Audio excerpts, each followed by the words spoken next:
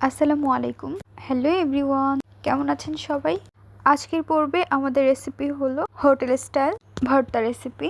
গরম ভাতের সঙ্গে এই ভর্তা খেতে অসাধারণ লাগে। যারা ঝাল ভর্তা খেতে পছন্দ করে স্পেশালি তাদের জন্য এই রেসিপিটি।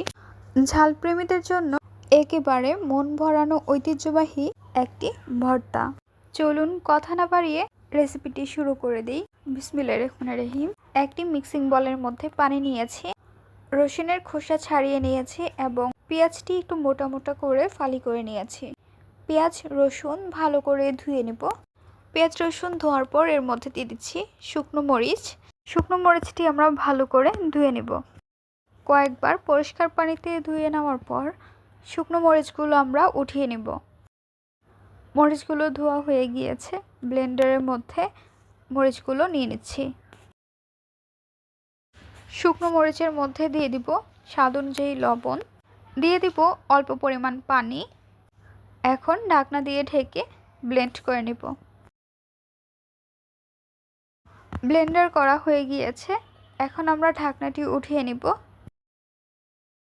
শুকনো মরিচের মধ্যে দিয়ে দিব রসুনের ফালি এবং কেটে রাখা পেঁয়াজ।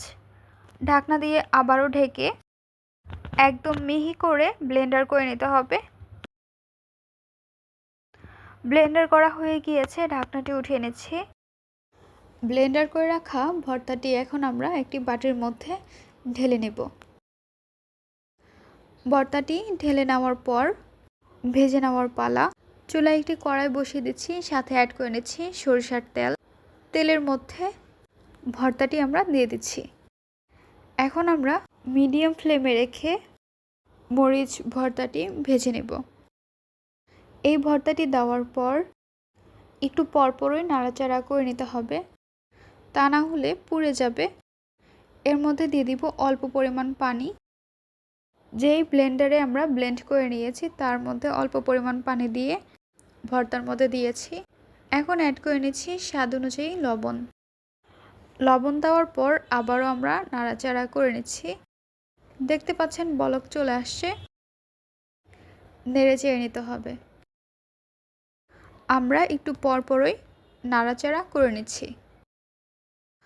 মূলত যখন এর মধ্যে থেকে পানি একদম শুষে যাবে তখন বুঝতে পারবেন ভর্তাটি হয়ে গিয়েছে। এখনও এর মধ্যে অনেক পানি রয়েছে। এই ভর্তাটি আপনারা দীর্ঘদিন সংরক্ষণ করতে পারেন। ভর্তাটি চেক করে নিচ্ছি লবণ হয়েছে কিনা। এর মধ্যে আবার একটু লবণ অ্যাড করে নিয়েছি। লবণ দেওয়ার পর আবারও আমরা খুন্তি দিয়ে নেড়ে চেড়ে নেব। ভর্তাটি আবারও আমরা নাড়াচাড়া করে নিচ্ছি। মরিচ ভর্তার রেসিপি প্রায় তৈরি করা হয়ে গিয়েছে। 2 থেকে 3 মিনিটের মতো আমরা ভর্তাটি মিডিয়াম ফ্লেমে রেখে নেড়ে চেড়ে নেব। তারপর চুলাটি অফ করে নামিয়ে পরিবেশন করে নেব। তৈরি হয়ে গেল মজাদার মরিচ ভর্তা রেসিপি।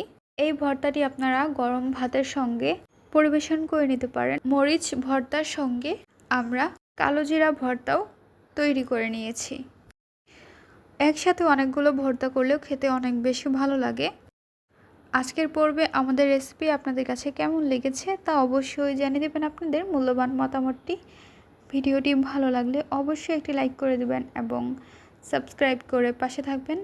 আজকের পর্বে এখানে বিদায় নিচ্ছি গাইস। আসসালামু আলাইকুম, ভালো থাকবেন সবাই। আল্লাহ হাফেজ।